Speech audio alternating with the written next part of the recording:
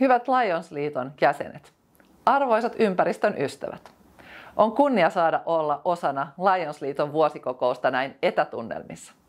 Kokousasioiden ohella tänä viikonloppuna on etenkin tarkoitus juhlistaa tekoja paremman ympäristön puolesta. Haluankin heti aluksi kiittää lämpimästi koko Lionsliittoa ja erityisesti aktiivisia ympäristöleijonia siitä työstä, jota teette yhteisen ympäristömme hyväksi, sydämellä ja vapaaehtoisesti. Lions-järjestö tunnetaan maailmanlaajuisesti vahvasta sitoutumisestaan ympäristöasioihin. Tämä sitoutuminen näkyy ilahduttavalla tavalla myös meillä täällä Suomessa. Olen vaikuttunut siitä, miten järjestönne on rakentanut ympäristövastuun kiinteäksi osaksi toimintaansa. Ei ainoastaan juhlapuheissa, vaan konkreettisina tekoina ympäri maan. Erityisesti ympäristöleijonat tekevät arvokasta työtä. He eivät ainoastaan seuraa ympäristöasioiden kehitystä, vaan myös tuovat esiin tärkeitä teemoja ja rakentavat yhteistyötä alan muiden toimijoiden kanssa. Tällainen verkostomainen toimintatapa on juuri sitä, mitä ilmasto- ja ympäristökysymykset kaipaavat. Yhteistä sitoutumista, tietoa, tekoja ja rohkeaa esimerkkiä. Erityisen tärkeää on se, miten viestinnät tavoittaa laajasti suomalaisia, aina pienistä lapsista ikäihmisiin. Tämä on ympäristötyössä ratkaisevaa. Kestävä tulevaisuus rakennetaan yhdessä ja teidän työnne ansiosta yhä useampi suomalainen näkee, että oma panos todella merkitsee. Ympäristöasioissa Lionsit tunnetaan erityisesti konkreettisista teoista. Metsänistutukset, luonnon polkujen kunnostus, siivous- ja kitkentätalkoot, kuntoportaiden rakentaminen. Nämä ovat tekoja, joilla ei vain suojella ympäristöä, vaan myös edistetään yhteisöjen hyvinvointia ja yhteisöllisyyttä. Ne ovat juuri niitä tekoja, jotka kertovat arvoista enemmän kuin sanat. Hyvät kuulijat, ympäristövastuu on meidän kaikkien yhteinen asia. On rohkaisevaa nähdä, miten Lions-järjestö kantaa omaa osuuttaan esimerkillisesti. Valtion ja kansalaisyhteiskunnan yhteistyö on keskeistä siinä, että voimme yhdessä vastata aikamme suuriin haasteisiin. Me Petteri Orpon hallituksessa olemme sitoutuneet tekemään työtä samojen tavoitteiden eteen. Hallituksen tehtävä on luoda edellytyksiä sille, että ympäristön ja ilmaston hyväksi tehtävä työ kantaa myös pitkälle tulevaisuuteen. Tällä hallituskaudella Suomi onkin ottanut useita askelia luonnon monimuotoisuuden turvaamiseksi. Esimerkiksi tällä hallituskaudella olemme panostaneet kiertotalouteen, ravinnekuorman vähentämiseen ja vesistöjen suojeluun.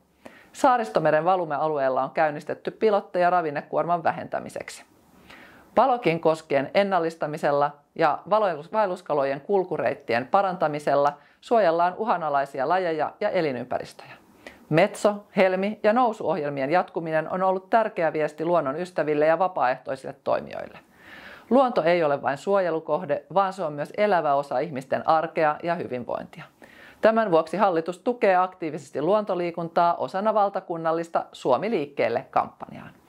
Tavoitteena on kannustaa suomalaisia liikkumaan enemmän ja hyödyntämään lähiluontoa niin kaupunkien puistoissa kuin metsien poluilla.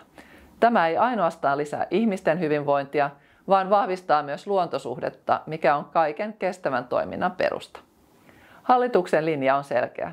Ympäristön suojelu ei ole erillinen osa politiikkaa, vaan olennainen osa kestävää yhteiskuntaa ja tulevaisuutta. Tässä työssä teidän kaltaisenne toimijoiden rooli on korvaamaton. Arvoisat kuulijat, on ollut todellinen etuoikeus kuulua tämän vuoden ympäristöpalkintojen valintaraatiin. Voin koko raadin puolesta sanoa, että ehdokkaisiin tutustuminen on ollut aidosti inspiroivaa. Ehdotukset osoittivat, että merkityksellinen ympäristöteko ei aina vaadi suuria resursseja tai kalliita ratkaisuja. Usein pienikin, harkiten tehty teko voi saada aikaan suuren vaikutuksen. Ehdotusten monipuolisuus ja merkittävyys oli vaikuttavaa. Jälleen voi todeta koko raadin puolesta, että jokainen niistä ansaitsisi oman palkintonsa. Kaikki nämä teot heijastavat sitä, mistä Lions-toiminnassa on pohjimmiltaan kyse. Yhdessä tekemisestä, välittämisestä ja pitkäjänteisyydestä. Tässä kilpailussa ei ollut häviäjiä, vaan jokainen mukana ollut klubi on oman alueensa ympäristön suojelun esikuva. Erityisen vaikutuksen teki ja siten ensimmäisen sija meni ansaitusti LC Sastamalalle City-laavuhankkeelle. Laavun avulla on luotu matalalla kynnyksellä helposti saavutettava retkeilykohde. Se on paikka, jossa eri-ikäiset ihmiset voivat kohdata luonnossa, ja se edistää kestävää kehitystä ja ympäristötietoisuutta sukupolvesta toiseen. Onnea hienosti toteutetusta hankkeesta. Toiselle ja kolmannelle sijalle palkitut projektit ovat erinomaisia esimerkkejä siitä, miten Laios-toiminta tukee ympäristökasvatusta ja yhteisöllisyyttä. LC Kannonkosken leijonat ovat olleet mukana päiväkodin metsäkerhossa, jossa lapset ovat saaneet rakentaa linnunpönttöjä ja opetella luontosuhdetta jo pienestä pitäen. Lisäksi tukea on annettu myös koulun eräkerholaisille. Kolmannelle sijalle yltänyt LC Längenmäen mehuasemaprojekti taas osoittaa, miten ympäristöystävällinen toiminta voi samalla vahvistaa paikallisyhteisöä.